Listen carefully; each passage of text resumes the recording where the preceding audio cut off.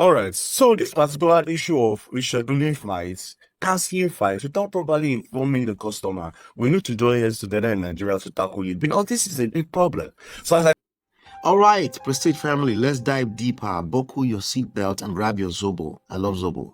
Anyway, this is going to be a full-on ride. 1994, in the bustling streets of Kaduna. Hello, Natu. A young man by the name Martins Vincent Ose, popularly known as Very Dark Man, Very Dark Man, Very Dark Black Man, VDM, was born. Now, this man didn't just wake up one day and become famous for dragging people online. No.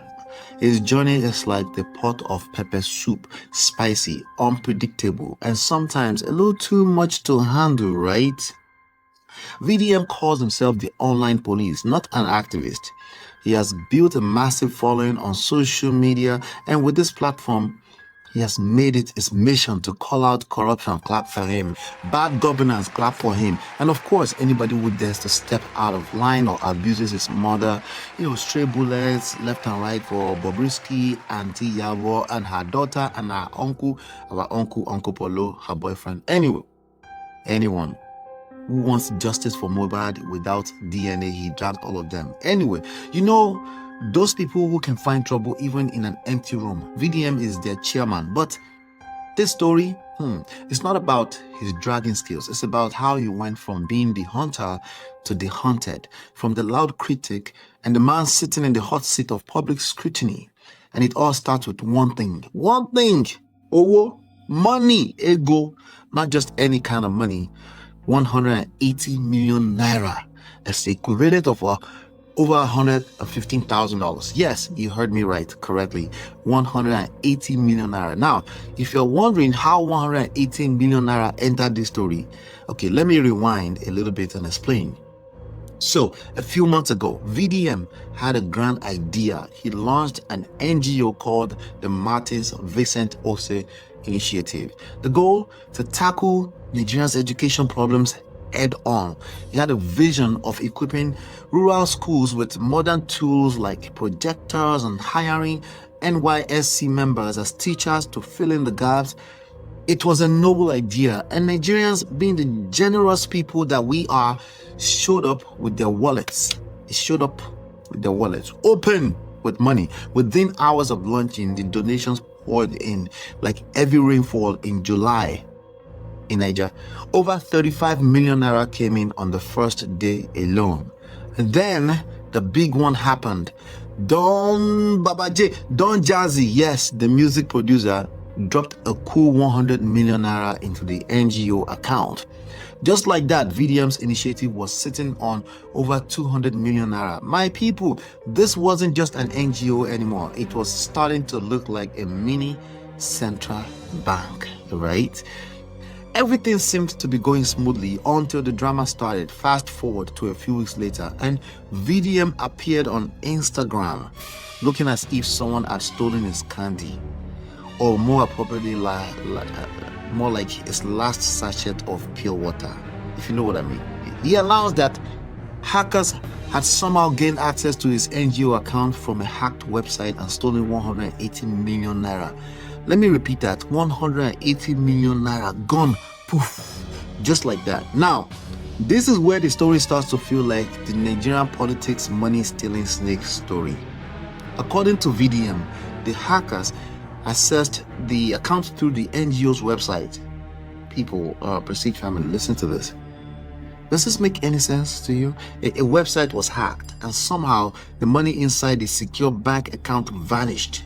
Even me, I had to pause and ask myself, is this the plot of... what is this? But wait, there's more. VDM said he wasn't taking this lying down. He claimed that law enforcement agencies were already on the case and that they had tracked down one of the suspects in Jos, which is the northern part of Nigeria. He even said an account holding 20 million naira had been frozen. The man was determined, Sha.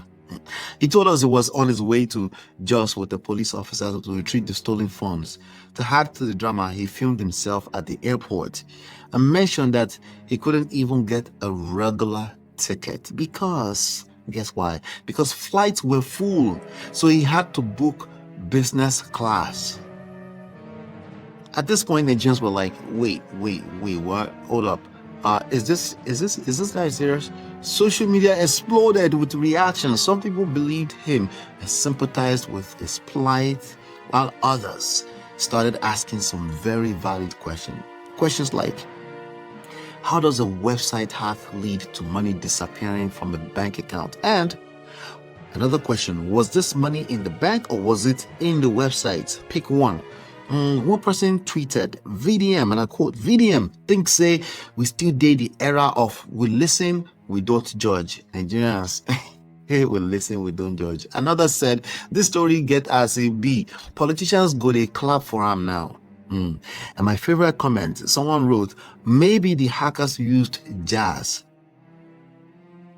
Anyway, honestly, at this point, I started to wonder if the hackers were actually trained by someone that Nigerians also defended till the last day. Hush Puppy, you remember that? Okay, I'm sorry. VDM is more of a honest person and should not be in the same sentence as Hush Puppy. Oops, I did it again. So sorry.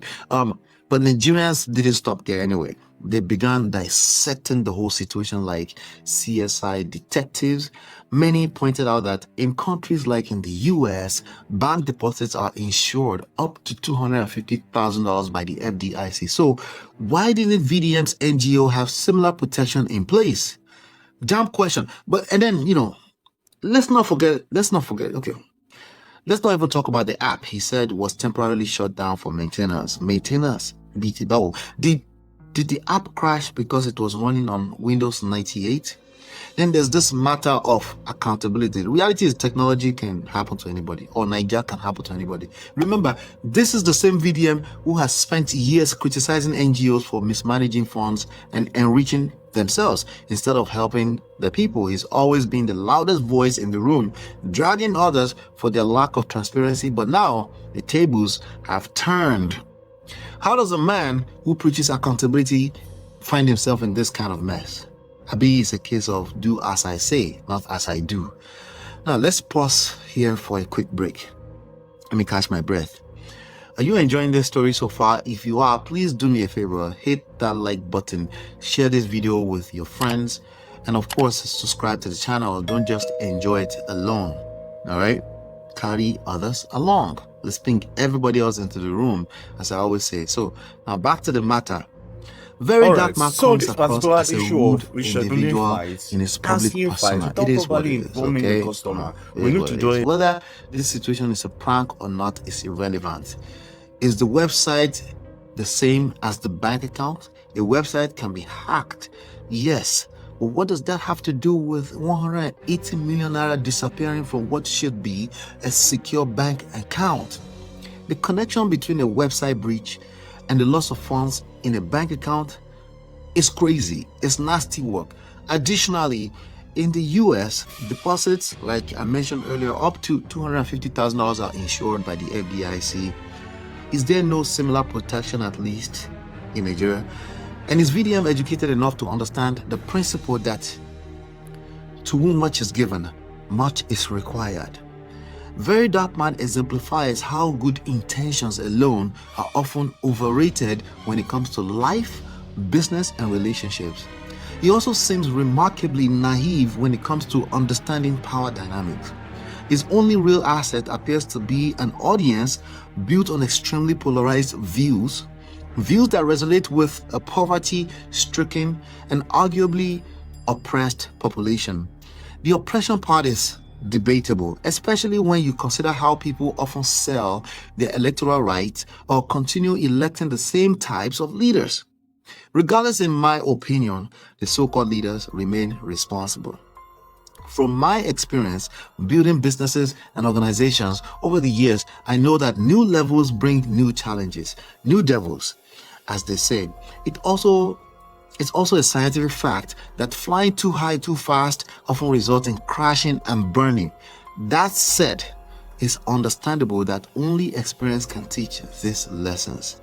Whether or not this is a prank ultimately doesn't matter. If it is, it will simply confirm that VDM doesn't take the general public, doesn't take them serious. He claims to be advocating for them. He doesn't take them seriously. That's what that will prove. That in itself is crazy. So, my people, what do you think? Is VeryDarkMan a victim of sophisticated hacking operation? Or is there more to this story than meets the eye? And if he's telling the truth, what lessons can other NGOs learn from this situation? Let me know your thoughts in the comments below. Now, before you rush off to type your comment, don't forget to check out another video. I will post that on the screen right now at some point. It's right there on your screen at some point, but chill, relax, okay? Please hit the like button, share, subscribe, okay? And turn up your notification. I have one last final question for you before you leave. If this was your money donations that got hacked, would you demand a refund from VDM, or would you give the man another chance? Drop your answers below and let's keep the conversation going. See you in the next video.